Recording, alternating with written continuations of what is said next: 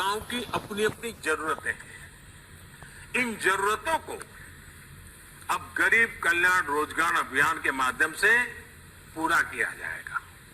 इसके तहत अलग अलग गांवों में कहीं गरीबों के लिए पक्के घर भी बनेंगे, कहीं वृक्षारोपण भी होगा, कहीं पशुओं को रखने के लिए शेड भी बनाए जाएंगे। पीने के पानी के लिए ग्राम सभाओं के सहयोग से जल जीवन मिशन को भी आगे बढ़ाने का काम किया जाएगा। प्रधानमंत्री गरीब कल्याण रोजगार योजना या प्रधानमंत्री गरीब कल्याण रोजगार अभियान, इसको हम दो नामों से जानते हैं, जिसे प्राइम मिनिस्टर नरेंद्र मोदी जी ने कल वीडियो कॉन्फ्रेंसिंग के थ्रू रात 11 बजे अनाउंस कर दिया। तो सवाल ये उठता है कि इसकी ज़रूरत हमें पड़ी क्यों, जब हमारे पास ऑलरेडी 21 लाख करोड़ का पैकेज यानी आत्मनिर्भर भारत का पैकेज हमारे पास था। इसके उद्देश्य क्या थे, ये न्यूज़ में चल क्यों रहा है और इसका बेनिफिट मिलेगा किसको आखिर, या आवेदन की प्रक्रिया क्या होगी, क्यों। तो ऐसे कई सारे तमाम सवालों के जवाब हम ढूंढेंगे इसी वीडियो में। तो सबसे पहले अगर मैं अपने पहले क्वेश्चन पे आऊँ तो यहाँ पे आप ये देखेंगे कि माइग्रेंट वर्कर्स यानी कि इस पेंडेमिक के दौरान अगर सबसे ज़्यादा लॉस हुआ है तो उनका हुआ, उस तबके का हुआ जो डेली कमाना या डेली खाना था उनका, यानी माइग्रेंट्स वर्कर जिसमें अधिक संख्या इनकी है। अगर एक रिपोर्ट, एक आर्टिकल था टाइम्स ऑफ इंडिया का, जिसमें ये बताया गया कि 4 करोड़ माइग्रेंट वर्कर्स हैं, जिसमें 75 लाख यानी 25 मई तक 75 लाख वर्कर्स जो थे वो अपने राज्य लौट चुके थे। आप अगले पेज पे आएँ तो सवाल ये उठता है कि ये न्यूज़ में क्यों है, ये क्यों आखिर चला। तो गरीब कल्याण योजना ये इससे रिलेटेड है कि जो हमारे प्रवासी मजदूर भाई थे उनको हम रोज़गार मुहैया करवा पाएँ, ताकि वो घर पे रह के ही अपना काम कर सकें और जीविका का साधन उनका बना रहे। इनका उद्देश्य यही था कि केंद्र सरकार द्वारा चलाई गई ये योजना थी, जिसमें ग्रामीण इलाकों में रहने वाले लोगों को रोज़गार मुहैया करवाना था। उनकी जो ग्रामीण क्षेत्रों को विकास की रफ्तार थी, जो डेवलपमेंट का ग्रोथ है उसका बढ़ाना, उसका रेशियो बढ़ाना था। ऐसे कई सारे उद्देश्य। अब जैसे कि आपको पता होगा कि ये 20 जून को उन्होंने अनाउंस किया, प्राइम मिनिस्टर नरेंद्र मोदी जी ने 125 दिनों का ये कैंपेन चलाया जाना था, जिसकी अंतिम तारीख 22 अक्टूबर 2020 होगी। यानी अंतिम तारीख 22 अक्टूबर को ये ख़त्म हो जाएगा, 125 दिन। मैं आपको यहाँ पे PMGKRY यानी प्रधानमंत्री गरीब कल्याण रोजगार योजना, जो परीक्षा के दृष्टिकोण से इम्पोर्टेंट है, इसको आप याद रखें। इसकी जो टोटल वर्थ है इस पैकेज की, ये 50,000 करोड़ रुपए। तो ये जो प्रधानमंत्री गरीब कल्याण रोजगार योजना है, ये आत्मनिर्भर भारत योजना के अंदर से ही निकला हुआ एक योजना है। आत्मनिर्भर भारत योजना जब निकला था उसमें पॉइंट्स वाइज बताया गया था कि इसके अंतर्गत कई योजना निकाली जाएंगी। अगर आपने वो वीडियो नहीं देखा, मैंने बनाया है उसका, तो आप जाके डिस्क्रिप्शन मैंने उसकी लिंक दी रखी है, आप देख सकते हैं उसका। इससे आप ये भी कनेक्ट करें कि एक नरेगा योजना यानी महात्मा गांधी नरेगा आप कह सकते हैं, तो ये भी 2005 पे लाई गई थी। तो ये जिसमें कि 100 दिनों का काम मिलना था, if I am not wrong, तो 100 दिनों का काम मिलना था। यहाँ पे कितने दिनों का काम मिलने वाला है, 125 दिनों का ये कैंपेन है, जिसमें से 25,000 लोगों को नौकरियाँ मिलने वाली हैं ऐसा। और इसमें कई तरीके के 25 अलग अलग सेक्टर में इनके कार्य मिलने वाले हैं। तो आगे हम देखते हैं इनके कामों को, लेकिन सबसे पहले ये देखना क्या ये जो अभियान है, ये जो रोजगार मिलने वाला है, ये सबको मिलने वाला है, यानी इंडिया में सारे राज्यों को तो नहीं, ऐसा बिल्कुल भी नहीं है। इनमें 6 राज्यों को मिलने वाला है, जिसमें पहला राज्य बिहार, उत्तर प्रदेश, मध्य प्रदेश, राजस्थान, उड़ीसा और झारखंड। तो बिहार के कितने डिस्ट्रिक्ट आई हैं, 32। इसमें एस्पिरेशनल डिस्ट्रिक्ट मतलब कि वो डिस्ट्रिक्ट जो नीति आयोग ने पहले ही घोषित कर दिया कि सोशल इकोनॉमिक्स जो वैसे ही जूझ रही हैं, संघर्ष कर रही हैं आर्थिक स्थिति को लेकर, जो संकेतक हैं उन्हें भी इसके अंतर्गत रखा गया है। तो बिहार की 32, 12 एस्पिरेशन है, और दूसरी जो है उत्तर प्रदेश में 31 डिस्ट्रिक्ट उठाई गई है। उत्तर प्रदेश की अगर टोटल डिस्ट्रिक्ट की बात करें तो 75 डिस्ट्रिक्ट है, आपके स्लाइड में दिखाया गया है। यहाँ पे 75 डिस्ट्रिक्ट टोटल हैं, जिसमें उत्तर प्रदेश में 31 हो गए, मध्य प्रदेश की 24 जिलों को लिया गया है, और राजस्थान के 22 जिलों को, उड़ीसा के 4 जिलों को, और झारखंड के 3। आप स्लाइड रोक के देख सकते हैं पॉज करके।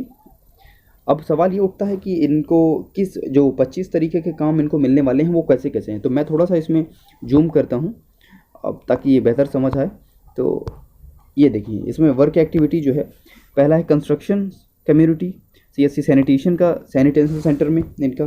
दूसरा है ग्राम पंचायत भवन का जो कंस्ट्रक्शन हो रहा है उसमें इनको जॉब मिल सकता है। दूसरा कि जो FC फंड्स हैं उनमें हेल्प करेंगे ये। Construction of national highway works, जो नेशनल हाईवे रोड बन रही हैं, सड़क बन रही हैं, उनकी कंस्ट्रक्शंस में इनके वर्कर्स को काम मिल सकता है। और दूसरा वाटर कंजर्वेशन यानी जल जीवन को बनाए रखने, हार्वेस्टिंग वर्क्स में।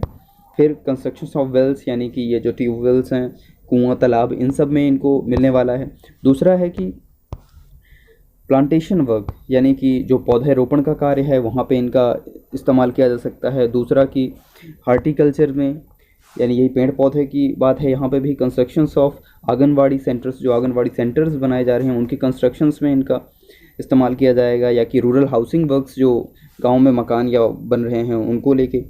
और रियल कनेक्टिविटी वर्क्स, चाहे वो पाइपलाइन कनेक्टिविटी हो या इंटरनेट कनेक्टिविटी हो, तो उन पे इस्तेमाल कर सकते हैं। इसका सॉलिड और लिक्विड वेस्ट मैनेजमेंट वर्क्स यानी कि ये जो कचरा है, एक सॉलिड पार्ट है और लिक्विड पार्ट है, इन पे भी एलिजिबिलिटी के अकॉर्डिंग इनका यूज किया जा सकता है। दूसरा है फॉर्म पॉन्ड्स यानी भाई तालाब की बात की गई है।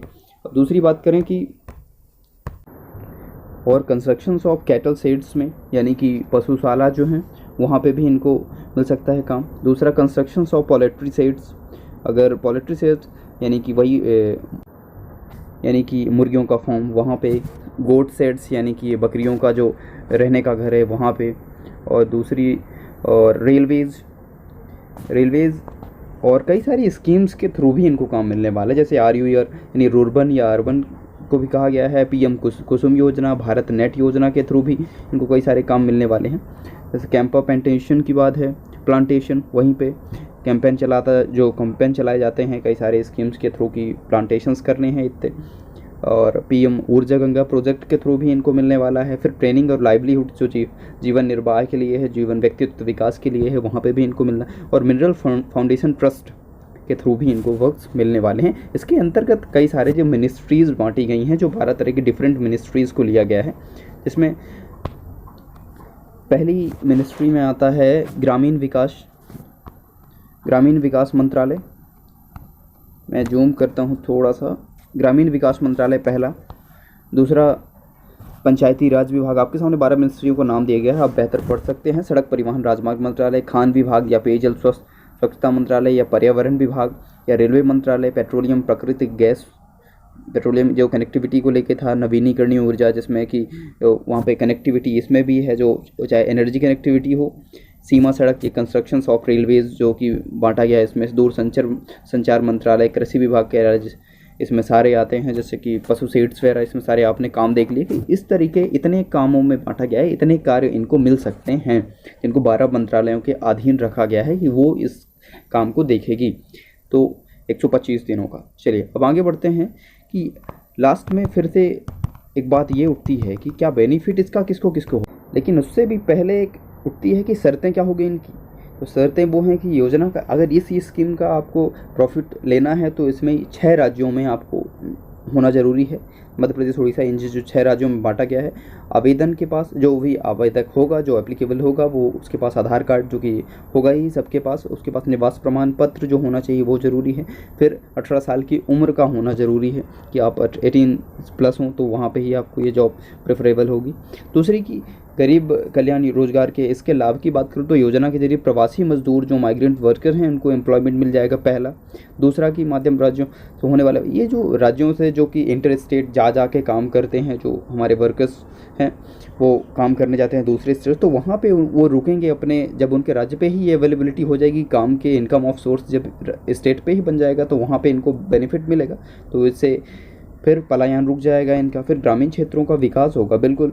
जब इनकम ऑफ सोर्सेज जब आपके बढ़ने लगेंगे तो वहाँ पे विकास होना तय है। फिर लोगों की जो इकोनॉमिकल ग्रोथ है वो बेहतर हो जाएगी और ज़्यादा।